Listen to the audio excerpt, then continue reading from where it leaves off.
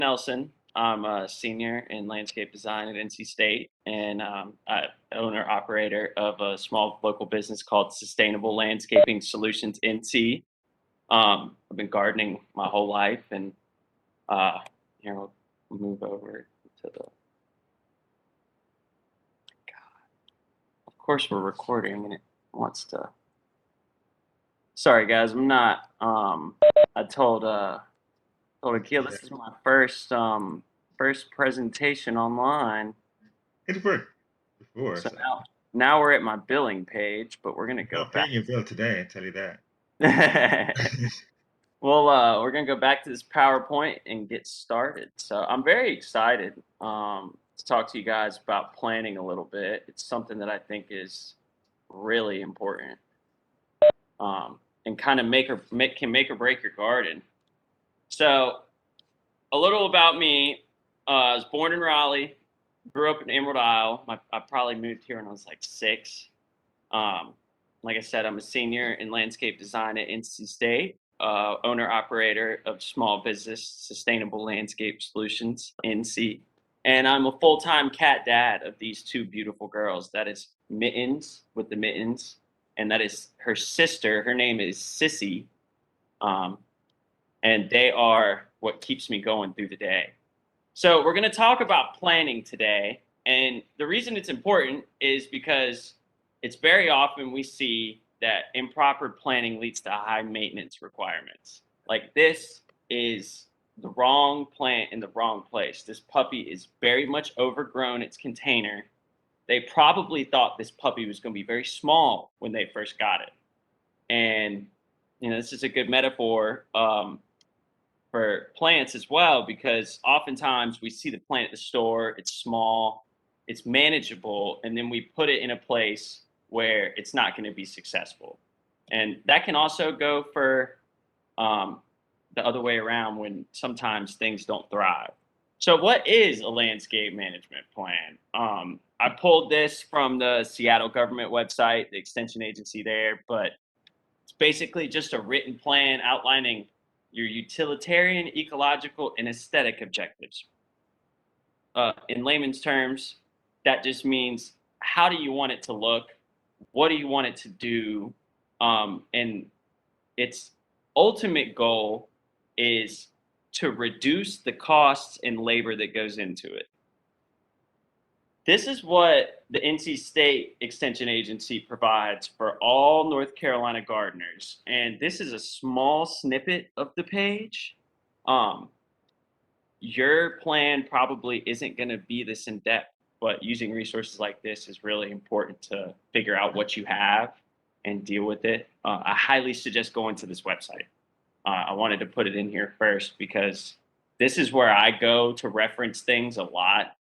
As you can see, um, like they've got your pruning, they've got fertilization, when things will establish, which basically means when you should plant them, um, disease management, and the list goes on. They break things down by category of plants, and it's very, very helpful in this journey that we're about to go in with planting things. So, why should we plan ahead of time? You want this guy to be you. This is the goal right here. A happy homeowner.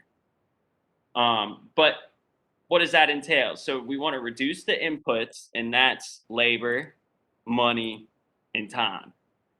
Those are the three main things that make us not want to get out and work in the garden, and typically can cause us a headache. So that really leads us into the next reason of why we plan is make the most out of your space.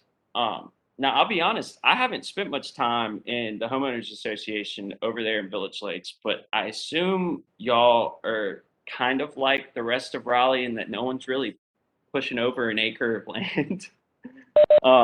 That can be challenging because, like we said in the beginning, things overgrow. A lot of the times, the way lots are arranged, especially in Raleigh, we deal with a lot of shade, a lot of clay.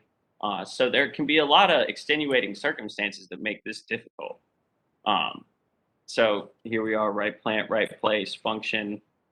So there's some questions we have to ask ourselves first. What do I want to do in my yard? This is really important if you have kids, uh, if you entertain.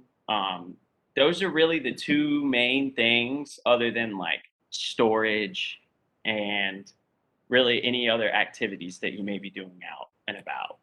Um, so that's the first question that we need to ask, because everything else we're going to do is based off of how you use the space.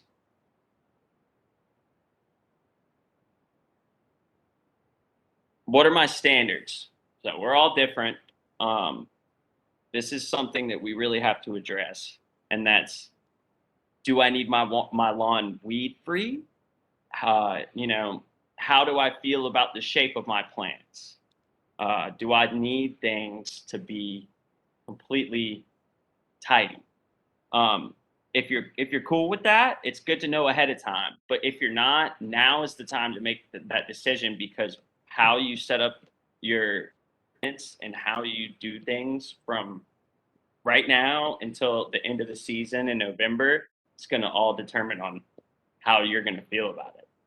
If you don't plan to clip your boxwoods frequently, they won't stay in shape, and by the time we get to July, you may or may not be very frustrated with it. And it's a lot harder to come in or call someone to come in and, you know, bring it back to where you want it in a short amount of time.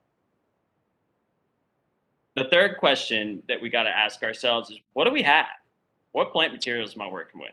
This also applies to soil and sunlight, but usually you can tell a lot by what's there. A lot of the homes that we buy have some sort of plan that's been put in place. I won't say it's a good plan, but if things are thriving, that can tell you a lot. Holly bushes, for instance, like full sun, and if you've got hollies that look really good, that can tell us a lot. That can tell us your soil is probably slightly acidic, um, and we can go from what you already have. So that's important to know. I group them typically into a few basic categories, like evergreens, grasses, deciduous woody plants. Um, that's like your hydrangeas, your lantanas, anything that dies back all the way to the ground. And then you've got your others like your trees and whatnot. And this is the most important part of our lesson today, because everything afterward um, doesn't matter if you're not able to set aside the time. And you need to be realistic. Uh, Oftentimes, even myself, I look at a task and I'm like, oh, that's fine. I can do that in this amount of time. And, you know, myself as a business owner, I've had to actually clock myself over and over again on a stopwatch to realize how long these tasks truly take. And it's a really rewarding thing, but if you're someone who travels on the weekends or stuff, that may be part of your maintenance plan, that you need to dedicate those regular tasks to someone who has more time, like a business owner, maybe a neighbor, um, a spouse, a child, whoever can do it. um, do you have everything you need? I highly suggest looking into your garage before the season starts and seeing what runs, what tools work, is anything broken. Um, it's really difficult to go to the store, buy a bunch of plants, and you realize that you don't have a shovel. And we'll go more into tools in a different lesson. It can get pretty extensive as far as what you can and can't have, but the typical things you need are pruners. These are actually the ones I carry on me every minute of the day. Um, my mom does the same thing. She just walked in. But a good gardener always has a good set of pruners, a rake, a tarp, and then you've got your other things like lawn mowers, blowers, weed eaters, and then a handy dandy pesticide sprayer. Setting up our plan. Now, this is what I use to do my landscape maintenance plans. This is not I have a desk calendar, and I didn't want to post the picture of my desk calendar on here, so we got it from Wikipedia. But this is all you need to set up an effective landscape plan. I usually go through and highlight when things need to get done, and I have a color coded system. But it could be as simple as marking your plan on your calendar, just saying this is the weekend that I'm going to fertilize. Um, this is the weekend that I'm going to be able to trim hedges. So if knowing those things now can help prevent them from backing up, because the number one goal for this plan and this lesson is to make sure that we can stay ahead of the maintenance and not let it back up. Fighting weeds in late summer is not fun. So how do we know when things need to get done? It has to do with the climate we're in, and we've pretty much got two ways to look at that. One is the USDA hardiness zone. Some of you may have seen this map when trying to navigate uh, what to plant. If you've ever gone to the garden center, bought a plant, it'll say on there hardy to zone 8 or whatever. Well, this is what it's referring to, and this is the average low temperature for the year. Um, we're in zone 7B, which they don't even do a good job of separating right here in the illustration. But zone 7B basically just means that our low temperature is about 12 degrees on average, and our last frost freeze day is April 15th. And so that's the day that we're not going to have any more freezes, and you can plant your seedlings.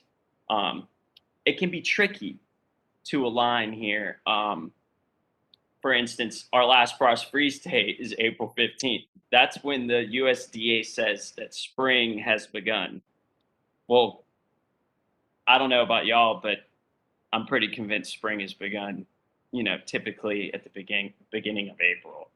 Um, it does not mean we won't get a frost. And they actually, on the website, when you go to the USDA, they make sure to note that this is not a guarantee. And in a lot of places, especially in the Midwest over here, we get a lot of after our last frost freeze day frosts. So, for instance, last year, Colorado had a snow in May, and that's just not typical. So, these are all guidelines. I typically use this one a lot more because this is what's going to matter for us during the growing season. This is the American Horticultural Society heat zone map. And basically, what it says is how hot does it get and for how long. Um, we uh, we're in, I don't even know, I guess it's zone 8. Um, but the important thing to look at is we have 8 days greater than 90 degrees and less than 120 degrees. So we'll be in the 100 degrees at least 8 days. That is significant because some things that may be cold hardy and say that you can plant them here may get brutalized by that summer sun. It's also important for us as gardeners to understand when we're going to do certain things. Once the middle of summer comes, we're going to be doing a lot of cruise control because once July and August hit, the plants go dormant, and really we should too. We can't be out there in that heat. It's not good for us. And I personally have suffered heat stroke, and I know a lot of people that have. So overall, it's important to know, for instance, if you do need to do a task in July, um, and it has to be done in July, which not much does, plan it in the morning. Don't be out there at noon. It's not good for you, and ultimately not good for the plants either. If you can't take care of the plants, then they'll suffer. So this is how I break down my plan, and it's not necessary. There is no right way to do this. You may break things down a little bit differently, but the key one that we need to recognize is that July through September, summer two, is what I call it. Not much is going to be going on during that period of time, other than turf grass care. Our shrubs, trees, they're going to be hunkering down to weather the heat, and it's a good idea that we do the same. For this lesson, we're going to be focusing on this period right here, February through April, and May and June. Um, February through April, I label as spring because if you don't get your spring tasks done by the end of April, you can kind of get into a situation where summer creeps up faster than you would like it to, and now you may not be able to do certain things that you needed to do before the plants started growing. So what are those tasks looking like? Right now, um, for instance, what I was doing this morning is you prune back your woody shrubs and trees that do not flower in the next month or two. So, for instance, dogwoods and azaleas, they're two that we all know are about to come out, if they're not already out, and just be spectacular. Well, pruning before the buds bloom not only takes the blooms off the plants, but it confuses the plant. Um, Flowers typically represent that a point in its life cycle where it's trying to, you know, reproduce, and all the plant hormones that control growth can get messed up and redirected to the wrong places by pruning before that you let them flower. If you got any plants that you want to get in the ground that are woody, they need to go in now. Um, I would avoid planting anything that you just bought from a garden center or a box store, anything like that. Um, Typically, unless you know it was kept outside. Like I shop at Taylor's Nursery a lot. They keep the plants that are on sale out in the elements. If it's been outside in its container, it can go on the ground right now. I would wait a couple weeks if it's been inside because that transition from a warm greenhouse to the cold nights that we're having still can be kind of rough. Um, you don't want to wait until after April to plant anything woody because woody plants do this very, uh, very they're high conservationists, is I guess what I would say is, and they don't like to distribute nutrients and energy to both parts of their body at one time. So as the winter comes, they take all their leaves, they die, fall color happens, and all the uh, compounds and sugars that were in the leaves are broken down and sent to the roots for storage over winter, and then they're broken down and sent back up. Well, if you plant the plant while all the energy and sugars that have been stored in the roots are being sent back up to the leaves, you risk the roots not establishing in time for summer heat. Um, typically, woody plants take anywhere from 3 to 12 months to establish. Some of them taking up to 2 years. So it's really important that you get them in the ground ahead of time before they start pushing out new growth. That way, they can do what they have to do below the soil, and you don't have to consistently water them and cover them and pray that the summer heat won't fry them. Um, like I said, give your plant time and plan your watering. There's a lot of devices out there now, a lot of new technology that'll let you sync up your hose timer to your phone. Um, I use the Nelson brand irrigation timer. It's just the one I have, so I'm old school. I turn it, and I set all my intervals. And anyone that I need to water plants for during the summer is on a timer. It's always good to water in the morning and not in the evening. Um, in the evening time, water can sit on the plant, harbor bacterial and fungal growth, and it can cause disease.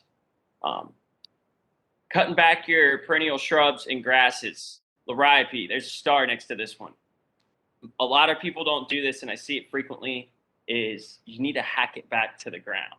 That grass that looks somewhat alive right now is shading the underneath shoots that are trying to come up, and they'll do this thing called etiolation where they get all yellow and white. I'm sure y'all have seen this happen, either in your yard or out, in a public area.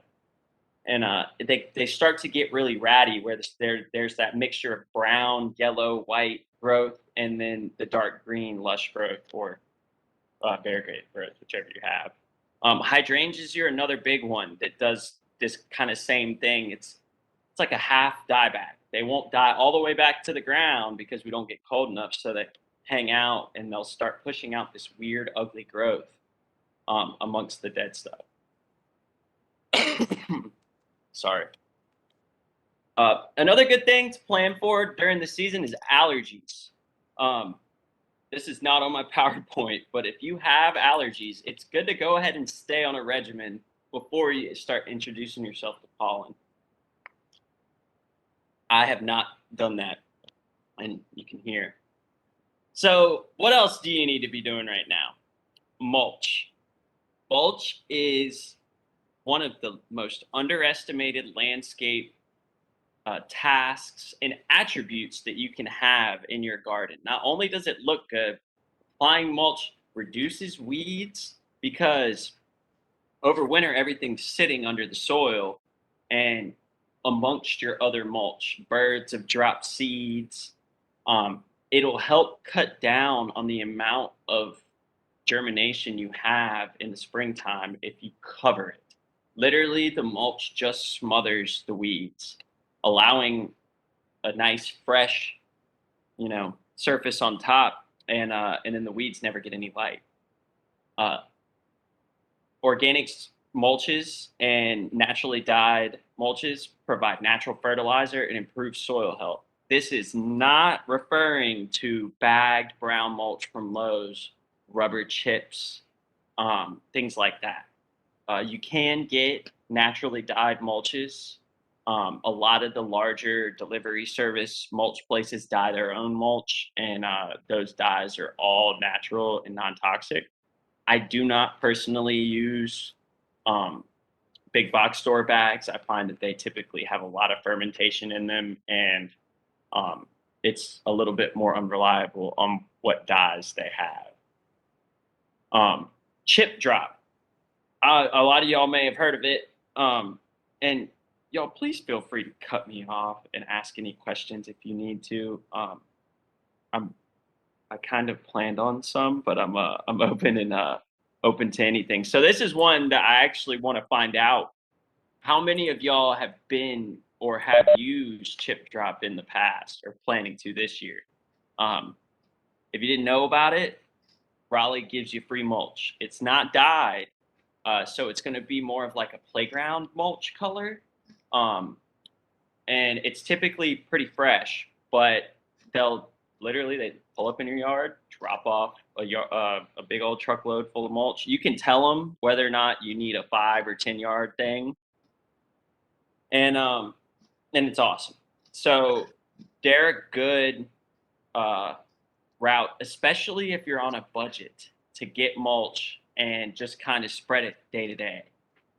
Um, Yeah, I and didn't know then, about chip mulch at all because I bought bags and bags of mulch from Lowe's. And oh gosh. yeah, So to chip drop, it's an undyed, so it's a yellower color, yellowish brown, tan kind of color.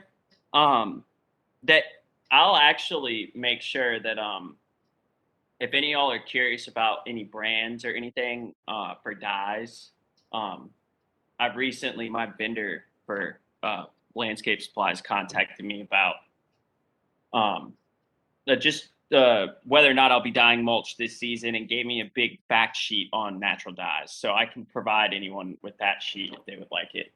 okay. Um, that was something I didn't think about beforehand. But the chip drop is incredible. I highly recommend it, and it's really easy to get them to drop it off in your driveway. And every couple days over the weekend, you just put some out here and there, and next thing you know, it's gone.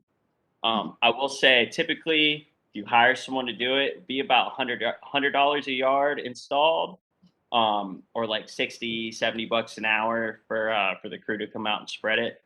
And if you buy it on your own, delivered, it's usually about $35 to $40 a yard. I don't know if that helps with budgeting much at all, but mulch can get expensive. So chip drop, great opportunity for y'all. If you don't build up your soils every year and get that layer of mulch in, over time, it can get a lot worse, and your weed problem can get worse, and your soil problem can get worse. Um, Pre-emergence. This is another big thing I get asked about a lot. I personally, after working at a golf course and at a nursery for a long time, choose not to apply pesticides. I just don't want to spray them. I'm healthy and I'm young, and it kind of does scare me. So, coming from a professional, that is something that I will say. If you are using any at-home pesticides, make sure you're wearing gloves, long sleeves, a true N95 mask, and some eye protection. It's imperative that you do that. My pre-emergent option is corn gluten. It's a natural alternative that kind of engulfs the seed, and it also sucks oxygen away from the seed that needs that to germinate. So God, Ohio State or Mississippi State University released a great study on it a few years ago, and it's just absolutely skyrocketed since then in popularity. It does need to be applied heavily. And when I say heavily, I mean the rates you'll see online will vary significantly. I don't actually measure mine because there's no real downside of putting too much out. I cake it on the beds and mix it in with the mulch. Um, it should look very much like you spilled it on the ground. Just don't make sure it doesn't mound up. But a very, very generous application of corn gluten will reduce your weed germination significantly. It will not work on any vines or other weeds you got going on at the time there. So we're going to talk about the mulch volcano a little bit.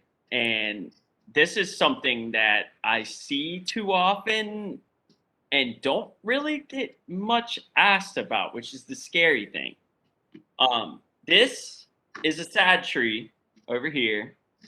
You see, he's got a big old mound of mulch up under him. And then over here, we got a happy tree. He has this little part right here of his trunk exposed.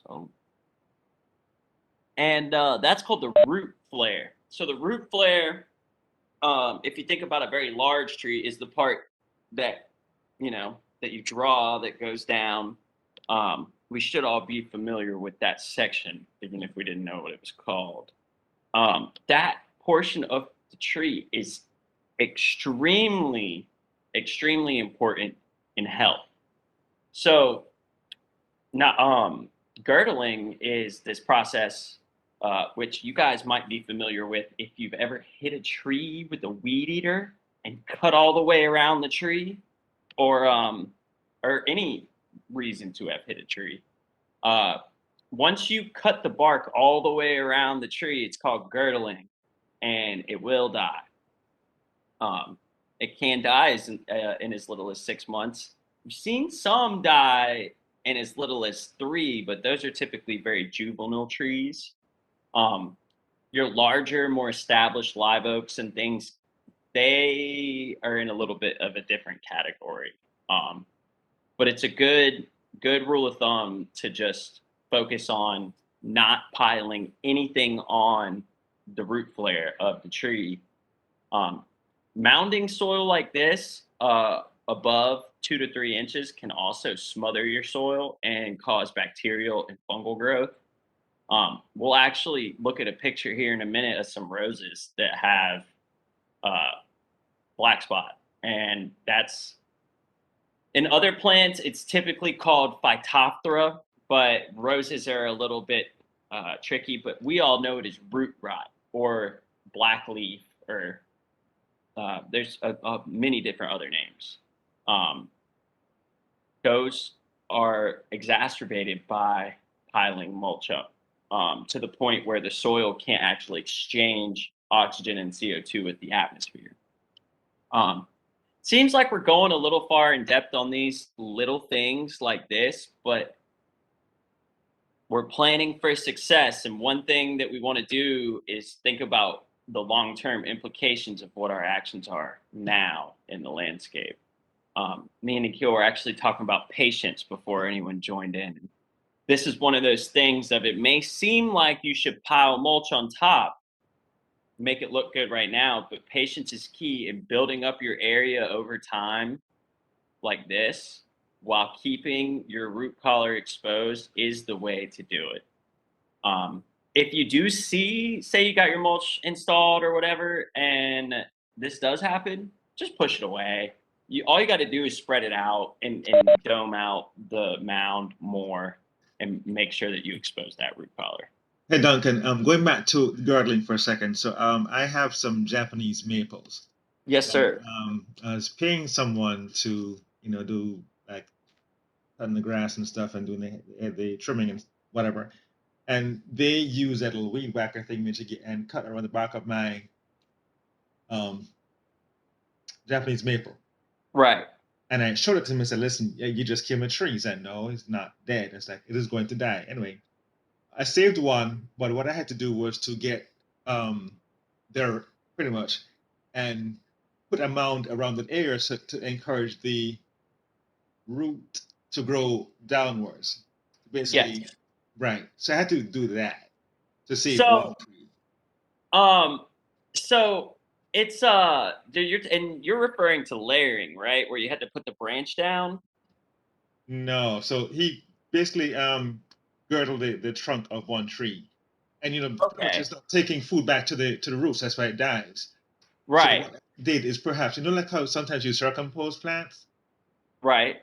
I pretty much did that to encourage the roots to reconnect, or to encourage the roots to grow from the top of where it was girdled to the bottom to reconnect and provide So food. that's a great option. And I'm glad you mentioned that actually, because there are instances when you can pile things, like you can encourage the roots to grow from the girdled area.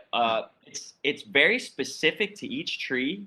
With your Japanese maple, you actually got very lucky because there's this thing called a graft union where Mhm. they took one piece of the tree and put it on another tree. And so there's two trees joined together in your one Japanese maple. Mhm. That happens above the graft union. It's very bad. And we like to think that nurseries don't put their graft union down here, because if it girdles and then you try to establish roots from the top part, Mhm.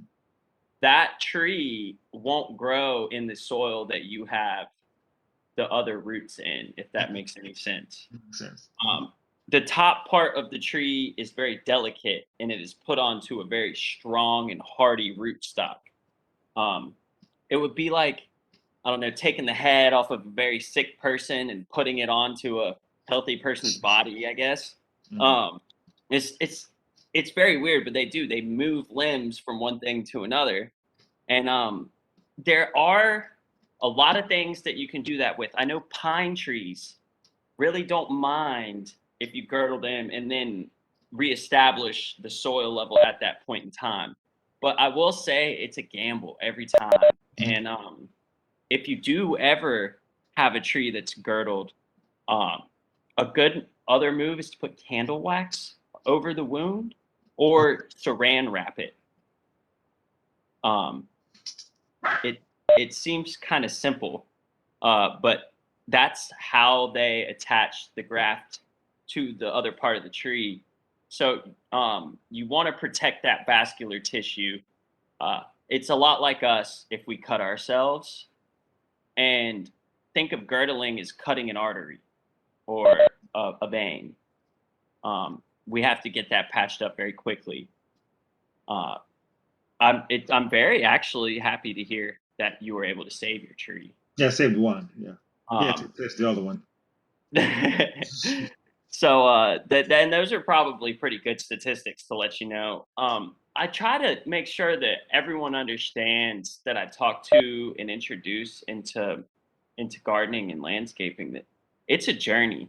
Uh, One of the first things that I learned when I got to state and got into the horticulture department is we as horticulturists kill more plants than anyone else does ever. No one knows that because we figure out how to take care of them, but sometimes things do get tricky. And I will say one thing is to always stay positive and patient in these kinds of things. Um, as I look outside, my mom has a water oak tree, and it wasn't girdled. It in a hurricane actually had the bottom portion of the trunk snap, and so the tree was leaning over, and it the trunk snapped below the soil level. Um, she ratcheted the tree back up, and against my recommendation and the arborist recommendation, who is our neighbor, she saved the tree. Oh, I was shocked. And so though, don't ever give up. If you love that plant, that it may just feel the love that you give it, Right. and it'll bounce back. So that's something to take into consideration. Yeah. But one important thing is you are asking your tree to die if you pile things on top of it, or if you hit it with a weed eater. So always look out for that. And that's something I'm glad you brought that up, because as people hire lawn guys and stuff, um, things happen. People have employees, and sometimes even the guy you talk to that you're confident knows what he's doing, maybe that's not the guy weeded in your tree that day. It's good to communicate your expectations about these things up front and ask whoever you're coming to have do that service, you know, are you going to watch out for hitting the tree? I don't want to girdle them. I've had some die. Uh, those are very important to bring up, and they'll hold your contractor accountable, which is important because some people, they'll hit your tree and then not tell you, and then got to come back later and find it. That's never fun. So, what to look for in spring? We got a little off track and we're back on. Disease and damage. Shape and placement of plants. So that would be anything that's overgrown, unsightly, uh, potentially competing plants. This kind of goes back to the overgrown thing and the placement thing. If you've got some bushes that got put in a few years ago and they're starting to grow together very quickly, um, or say I'm gonna go back to this picture real quick. Say you've got a tree and there's a bunch of plants planted around the tree very close to it. Those are all situations of high competition. Things are going to be fighting for the nutrients, resources, and sunlight that you have. So they're not only going to be trying to get to the top and overgrow each other, but they're going to be fighting below the soil to strangle each other. It's a very aggressive thing that these plants do. And it's actually pretty cool to watch, unless it's your plants and you're trying to keep them alive. So, right now is the time to move, replace, or remove any of these things. Um, you don't want to wait till the middle of summer when everything is overgrown to start getting in there and deciding that your holly on the corner of your house is just way too big. That's the time when it's difficult to deal with, and oftentimes you battle with the weeds and lose. Um, Always consider the mature plant size if you're planting anything. This only takes a quick Google search, and typically I just will add, hydrangea mature size, or whatever plant you're looking for, just add mature size on the end, and make sure if you have a cultivar, which it would be like a knockout rose or something like that, that you add the specific kind of plant that you're looking for into the mature size search bar. Once you find out how big it's going to be, I usually add like 3 feet onto the number that they give us, because everything's happier in North Carolina than wherever they wrote down that thing. Um, it's not a rule, for instance, but I'd rather be safe than sorry. And all too often, it'll say 8 to 10 feet in 10 years, and your bush is at 10 feet in 3 years. And at that point in time, you run into a big maintenance issue. Um, Shrubs can cost a lot of money to get trimmed. And if any of y'all have ever had to pay for them to be hacked back and hauled off, you'll know exactly what I'm talking about. It can get into the thousands of dollars. So, an important plan for the sizing of your plants um, is key. If you want to plant a plant that says it's going to be a little big, you need to be honest about whether or not you can actually maintain that plant. Um, some plants do stay about the same size with regular pruning. Um, some, that you can pick, you don't really ever have to prune. Like there's Ilex compacta, which is a compact holly. Like there's a bunch of other cultivar branch offs of that, but you see it everywhere. It looks like a boxwood shrub, but it's a holly and it grows very slow. So if you're not someone who is going to have a lot of time, you may want to think about, are the plants that I have maintainable, or do I need to make some changes? Soil. This one is tough to deal with. Is it moist, soggy, dry, compact? This is really important for us because we have clay. And if you don't have clay, I'm very jealous, and you got lucky because about 95% of Wake County is a very, very high clay content.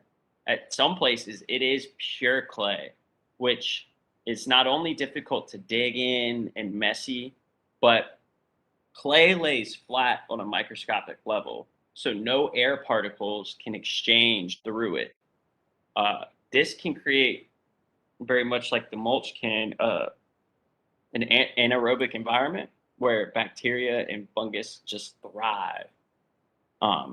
Roots also don't grow through clay very well. So now there's some exceptions, but as a general statement, they need pores to go through. Very much, they're claustrophobic if they're in clay. And then this one is often overlooked: gray or a beautiful dark black. Where I'm at right now at the beach in Emerald Isle, North Carolina, the soil is as gray and white as could be, and that's because of the high pine needle drop that we have in the Croatan forest, and the high sand content, as well as the salty sea spray. So all those things combine to make a gray soil that's high in sulfur and low in oxygen. Gray soils don't always have to be high in sulfur, but are almost always oxygen deprived. And that can be just as bad as having a compacted soil, but gray soils typically don't hold moisture well. So in this instance, I would rather have a compacted clay that I can amend with some nice dark black soil than a gray soil that I have to bring back to life. So this is something important to look at. It may change around your yard, and that's okay. Just address things on a plant to plant basis. I mean, nothing is ever going to be the same as far as what we're talking about with soil, environment, plant selection. And so a lot of these things are going to be decisions that you're going to have to make. And it can be scary at first. So I'm going to do my best to provide y'all with some resources to feel better about that. But gray, if it's gray, add black. Cow manure, there's a bunch of different compost products that you can use. I highly suggest composting your own food scraps and whatnot, but that's a whole different lesson for another day. So here we are, the black spot in the roses. So these are my mom's roses outside. These are from Witherspoon Rose Care, which I got those from a client. Long story, but these are 45-year-old roses, and we are doing our best to save them. But every year, we have this problem because my mom has oxygen deprived soils. She ends up with these fungus blights. Hers typically come out real bad in the spring, right when it starts warming up and it's wet. Um, but this does require some sort of chemical treatment as well as removing the dead tissue. So if you see anything like this in your yard, go ahead and cut it back. If it's flowering or anything else that we talked about where you wouldn't cut it back, ignore that. Cut it back. The worst thing you can do is let this spread to a point where you can't recover. Um, this is another big one I see. This was actually at my friend's dad's house the other day. He called me and he's like, "What is going on with my azaleas?" And I was like, "It's probably, I call it winter damage because it's not necessarily from the cold, it's from the transition of cold to warm. But in general, it's labeled cold damage. You'll know it is cold damage and not black spot or a disease because this browning will be uniform all the way down. You can actually see right here the that the stems and everything will start to brown. So it'll be a uniform browning, usually about this far down the plant is all you got to cut back. But the tips of the leaf or the tips of the twigs will brown, and there's nothing you can really do about this. I mean, this kind of goes back to those maps we were talking about, right plant, right place. We do our best to pick the plant to survive, but we've got a harsh environment, and sometimes things just take a beating over the winter, and we got to cut them back. Now we're going to get into summer. So, are there any questions about what we need to do right now in the landscape before I move on?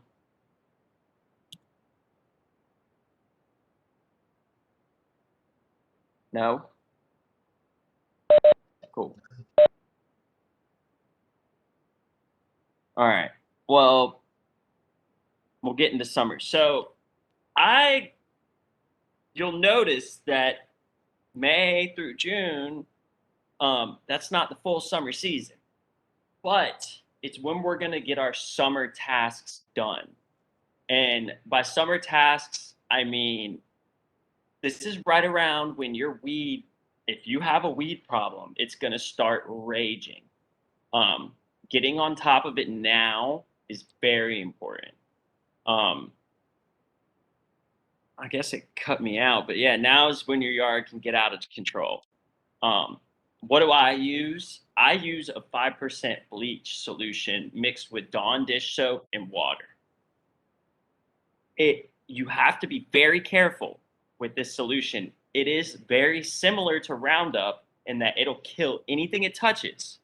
But I find that this is one, not as detrimental to your health and the environment, and two, plants have not developed a resistance to this. So things like poison ivy, uh, poison oak, nuisance plants, pest plants, weeds, they, after spraying them with Roundup for so many years, have developed a resilience, just like just like we have bacterial resistant diseases. So the bleach solution, first of all, you can crank that thing up if you need to. I've used as much as 10% bleach and injected it into the root ball of a plant to kill it. But you just need to be very careful. Don't go spraying this around your yard. I usually use a literal like Clorox sprayer, like a hand spray bottle. And during the summertime, I'll actually put that in my back pocket and walk around the garden and check on things with my little bleach gun and shoot anything that needs to be shot with the bleach. It takes about 5 to 6 days for it to die. And be careful of runoff. So if you're going to be spraying this in anywhere on your driveway or anything, make sure it's a real hot day. But that's why we put the Dawn dish soap in there, for it to adhere to the plant and not run off down your driveway and kill your lawn. prune anything that you didn't prune in the spring. So your azaleas, anything that was flowering. Uh, I I will say dogwoods are excluded from this list because your trees, they don't respond as well to summer pruning in a general sense. The one tree that I would say you would prune in summertime regularly is a Japanese maple. They respond much differently to pruning than normal trees do, and they're very similar to a bush in how you prune them in the summertime. So if you're going to do any shaping of your canopy on your maples, do that in May, June. Now is veggie time. So this is one that everyone always gets excited about. I know I do. But as of May, you can go to the store and get yourself big, large developed plants, or if you've started seeds inside and you've been, hiding them out in your garage or bringing them inside outside, they should be already in the ground. Realistically, you could do this in April as well, but typically May is a great time because you get a full growing season, but you don't have them in there too long. Tomatoes, I actually try to wait till the end of May to plant because they get a little leggy and they can start requiring a lot of work over the summer. Feed every 2 weeks with an organic or synthetic fertilizer on your veggies. It's not going to matter as much which one you use, just because putting in salts into your yard can harm your soil health. But if you're growing veggies in an area where you're going to be ripping them up or in containers or anything like that, you can use salts. They're readily available to the plant, and you actually will get a faster response from using synthetic fertilizers on veggies. Um, Water regularly. Like I said before, with the trees and the shrubs that you've planted, a timer is your best friend. Um, Many of us, I'm sure, have gone to work or gone out of town or just been busy. And you look outside and it's like 102 degrees, and you forgot to water yesterday and you forgot to water the day before. And now your plant's going to die that day and you can't do anything about it. So a timer or some way of controlling your water supply, or even just a reliable neighbor that you can call and say, "Hey, I forgot to cut on my sprinklers. Will you go turn on my faucet?" That can be worth its weight in gold, and that's something to really think about. We also usually get drought restrictions after this period of time if we have a dry summer, so that's something to think about. Turf. Right around now is when treatments really start to happen. Mowing starts to kick in. Um, we all smell the grass around in May. Go out in the morning on a nice day, and it's just the grass is being cut. We'll talk more about this in a later lesson. I've actually got a turf specialist who wants to come on and talk to you guys about what to use when and the differences in cool and warm season grasses, that kind of stuff. um your annuals and your herbaceous perennials can go in pretty much all summer until we get to the end of July. um but uh but that'll be your things like your hydrangeas, anything with color, your pansies. Just dude, now's the time to go to the store and buy the flat of color that you want and go ahead and get it in. You can't go wrong with your herbaceous perennials like your hydrangeas and whatnot, just because typically they're fast establishing. You can water them in for a few weeks, and then by the time that they die back at the end of the year, they'll establish over the winter. So your herbaceous perennials, you can keep them alive through the summer without too many worries.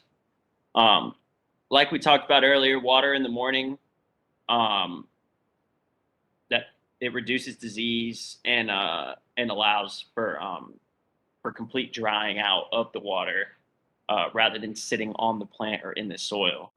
Um, Plants sweat a lot like we do. They have a pore on the bottom of their leaf called a stomata, and it opens and closes based on humidity and heat. And obviously, during the daytime when the sun is coming out, it's going to open and evaporate and sweat just like we do. So it's going to start sucking up more water. And you want to water it right before it starts using the water rather than at night because the water will sit into the morning. If you're planting annuals in June, uh, choose larger, more mature ones. You don't want to buy plants at the store that have flowers on them already, because then they'll go away by the time you get them in the ground. But you don't want to buy plants that are tiny and won't flower for 3 to 4 months. So I usually go with the 1 to 3 gallon pots. 1 gallon is about that big around, and typically that's about the size you want for your annuals, unless you're getting a flat with very small plants. If you're doing an enhancement for a container or something and you just want something frilly for your front porch, by all means, get them that are already flowering, put them in there, rip them out.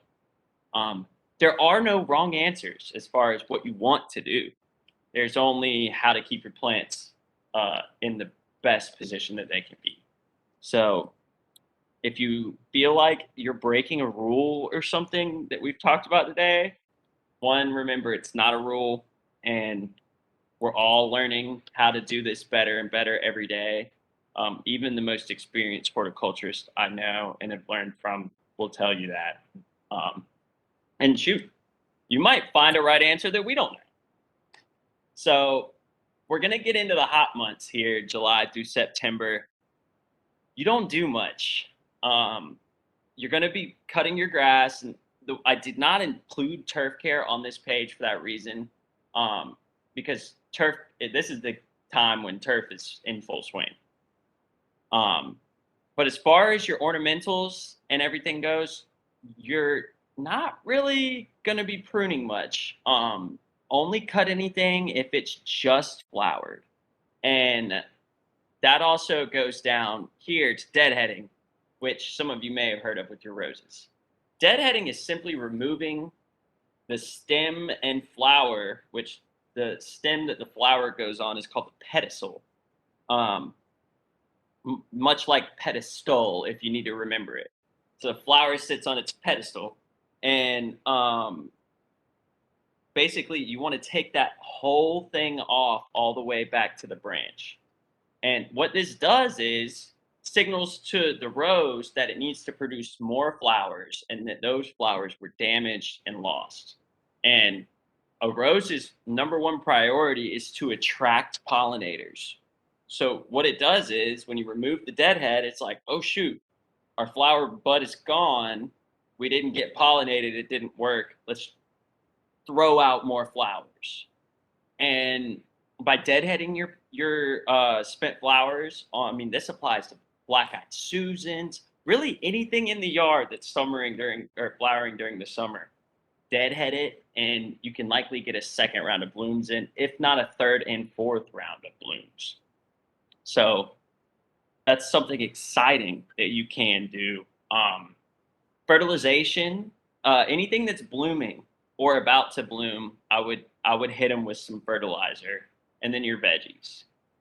We don't like to over fertilize in the summer because you're adding, whether it's organic or inorganic, it's still a form of a salt. That's all fertilizers are just electrolytes for the plant. And when you get to that point in the summer, it's not good to feed them a lot of salt when they're not getting the water that they need.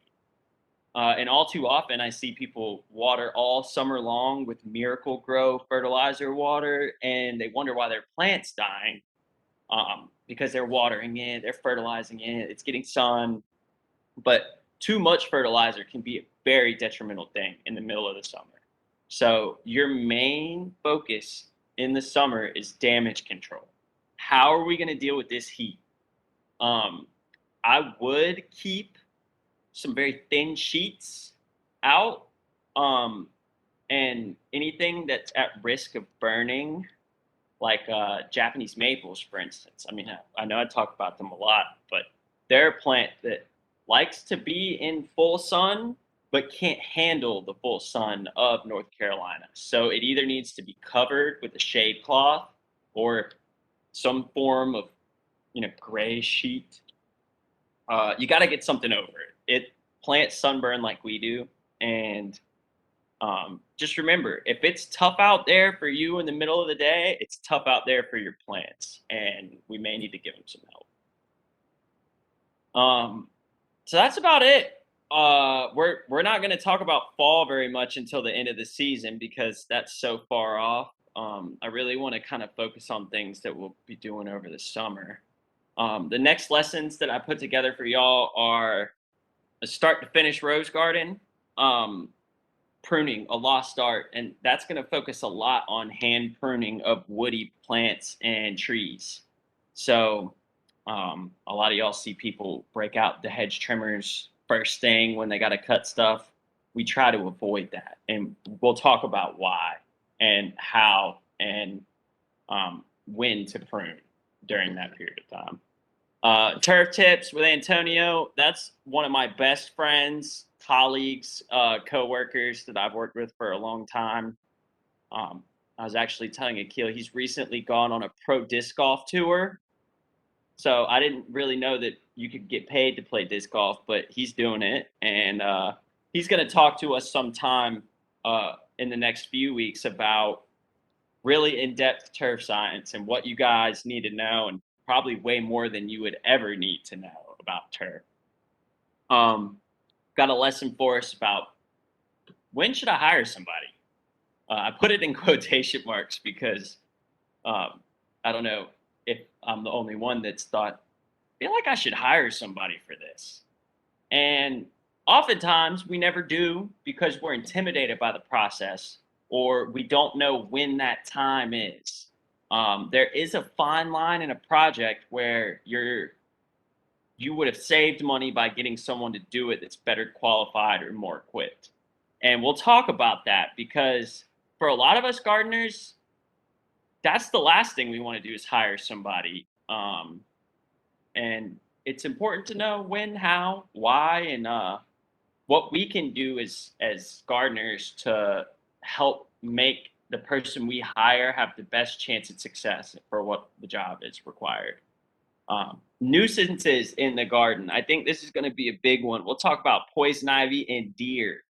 The deer are quite an issue around this time in the summer, and poison ivy, I've seen people legitimately have to go to the hospital over, and it's something that I think we should talk about. We'll also address fire ants, all that stuff. Anything you need to know about hazardous plants and animals in the garden. I don't know. I mean, I'm open to feedback. So if y'all want to hear about, I don't know, copperheads or whatever, dealing with things like that as well, please give me a shout and let me know something you want me to include. And then we've got the everything arboriculture, just trees, and the last lesson that I've got put together for y'all, which I don't know if this is all the lessons we have scheduled, but it's what I've got so far. And it's the organic alternatives to pesticides. I'm really passionate about that one. There's a lot of new stuff that's came out in the last 4 years as far as organic gardening, or effective organic practices, and what you can do to stop using some of this stuff that is just straight up poison. As a professional, I'm not afraid to say that it's not good for us. It's not good for it to be sprayed anywhere. It's not good to be put in the water supply, and should be used sparingly as we use medicines that are strong. And that's something that we need to start thinking about as homeowners, because you can have a direct impact on the environment with that. So some resources y'all can go to. This is all my contact. Oh, I clicked on my contact information. I told y'all I'm new to this whole presenting on online thing. Um, so here's my email, phone number. You can text me if you want to. Just let me know who it is, and I'll get back to y'all. And then that's all my business info. If you ever want to check out what we do as a company, um, or if you're looking for services, I told a kid I don't want to advertise to y'all. That's the last thing I want to do. I'd actually much rather uh, give y'all the right information for you guys to make well educated and independent decisions, because everyone's circumstance is different, and with gardening it's a case by case basis. So I think a lot of us are here today because we want to know how to do it ourselves, and I don't want to market to y'all. These over here on the left are our big boys that I really wanted to share. This is the calendar for the landscape management plan. This is a plant placement link. Um, Setting up a landscape management plan tutorial. This goes really into depth about designing your space and kind of getting a plan established for that space. This is a lot of what I do as a designer. It may be a little bit more information than y'all would want, but I wanted to give y'all some fun stuff to look at if you're excited about anything.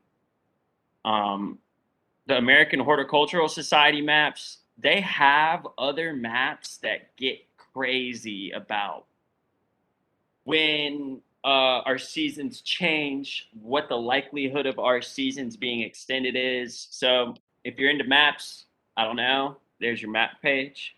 And then your turf file page down here is going to be anything and everything turf. NC State actually puts on this separate website through their extension agency. They have an extensive amount of information on turf files. And they'll also lead you to other places that you can go for turf information. So if there's any turf nuts in here, that's where you want to go. And they can give you, and you could spend hours in there if you wanted to. I will say one thing about gardening is it's more reading than it is working. And anytime, I mean, y'all have taken the first step by being in this class and signing up. So I have faith in everyone in here, but don't underestimate how much reading it takes, and don't be scared of it either. Your extension agencies, whether it be Mississippi State, Ohio State, NC State, you know, the list goes on. They are your best friends, and try to look for groups that are publishing this information that have similar climates to us, because you can typically rely on their information wholeheartedly if they have a very similar climate. For example, Mississippi State University, we can trust that what they have going on there is very similar to what we have going on here. And that's about all I got for you guys. Uh, Anyone have any questions? I was real nervous for this presentation too, so just so y'all know, I appreciate y'all bearing with me. You did great, and we look forward to the other classes. Yes. I went ahead. I was telling you about this dark malt from Lowe's. So you're saying next time around it's best if I just use the free wood chip service. I mean, yes, I get my stuff from Triangle Landscape Supplies over off Gresham Lake Road. They're my supplier, and I know that their dyes are natural, and they've got more options, if you know what I mean. Because I'll be the first to say that chip drop stuff is ugly. Okay. So there we've got this we've got the biological environmental aspect of horticulture, and then we have the art aspect. Right. And that's the hard part to blend. And so I won't recommend the chip drop unless, one, you're on a super budget and you need to get it for free, and or you're planning on dyeing it, or you're okay with that color. A lot of this stuff that we have in Raleigh with the house colors and the brick and everything, I will be honest, aesthetically, it is not pleasing to the eye. Gotcha. So that's one thing I did want to mention. But it is a great resource, and you can actually order on Amazon like natural dye sprayers, like mulch painters. Mm. And then there's some other ones that you can get that are a little bit nicer. But you just got to look up natural mulch dye, non-toxic, and you can find stuff that you can spray, um, and you just apply it with a sprayer. Um, it's mulch is a tricky thing. You'll also hear people saying leaf mold, which is like ground up leaves. That's a good one. I'm a hardwood guy, so I try to stick around with the people like the typical homeowner, having nice, beautiful mulch. I think that's actually a good landscape attribute, and it doesn't have to be environmentally negative. Um, I'm interested to hear about your maple though, and how it does over time. So keep me updated on that. I will. I will. I will. And like I said, please feel free. I'll reach out. I'm here. This is what I do every day. All I do is read, learn, and work about plants. So, um, chances are, if I don't know the answer to your question, which there's usually about a 60% chance I don't know the exact answer, but I've got a library full of information I've collected over the years, and I don't even know how many resources I can go to online. So I can help point y'all in the right direction if I'm not familiar. Um, Awesome. Awesome. Thanks. Well, I think we'll wrap up there for today. No class next week. It'll be the week after. Yeah. All right, cool. I'll send the schedule out to the community again with the list of lessons. Awesome. And yeah, these can be moved around and stuff too, if they need to be. So that's completely up to you. Okay. I definitely want to do roses next because now's the time to get in, and I actually have to build a rose garden next, like in the next couple weeks. So Cool. I'm going to document that and maybe try to share a little bit of Awesome. the process. Duncan, this is John Schuford, and I wanted to say I have a bunch of questions, but I'm going to email you with some pictures. Awesome. 'Cause Awesome. I That's the have best way since I can't help. See. Yeah. But yeah, that's awesome. So I'll make sure I look out for your email. And it's slslandscaping.nc. I don't know if that showed up well. Yeah, but I'm gonna if you send this to me, I'll send it out to everyone so they can have that. I got Okay, it. cool. Yeah. Yeah, here well, I'm not gonna do it right now, but I'll send that to you when we get out of here, and that way you share with can. everyone else. Yeah. And like I said, guys, I know my PowerPoint skills can get a little bit better, but I'm trying to focus on the things that really matter. There's a lot of worry and anxiety in people that I talk to, especially homeowners, about doing the wrong thing. And it's really important that we know, one, what we're doing and why. And as long as we know why we're doing something, you really can't mess it up. Plants die. That doesn't mean you did something wrong. And I think that we'll all be better gardeners if we plan correctly. Thank you. Yeah, thanks. And no, I have one last question for you. How tall should we allow hollies to get? Oh, see, that's a great question. You know what? You guys are going to come outside with me. All right. So I don't know if you can see this one right here. Okay. So that was about 25 feet tall the other day. Mm. And we liked them that tall. So I guess I came to show you that because hollies can be formed into whatever you want them to be. The only problem is knowing how to maintain. So hollies do this thing where they grow as a shrub. They're technically not a tree. And it's important that you shape it consistently no matter how large it is, if that makes sense. I'm looking right now at two 30-foot hollies in my neighbor's backyard. Okay, so likely they probably need a good hard cutting to get back down. I mean, I guess my answer to your question would be they can be as tall as you want them to be, you Mm, know, I like got you. that. But They're a but nuisance. it's also as tall as you can efficiently maintain them without them getting scraggly and overgrown or looking dead on the inside. Um, but if they look good, then it's kind of a question of is it blocking anything Yeah, I'll or send you pictures. yeah, please do. Because like I said, it's one of those things that we don't really know Yeah. until we look at the situation.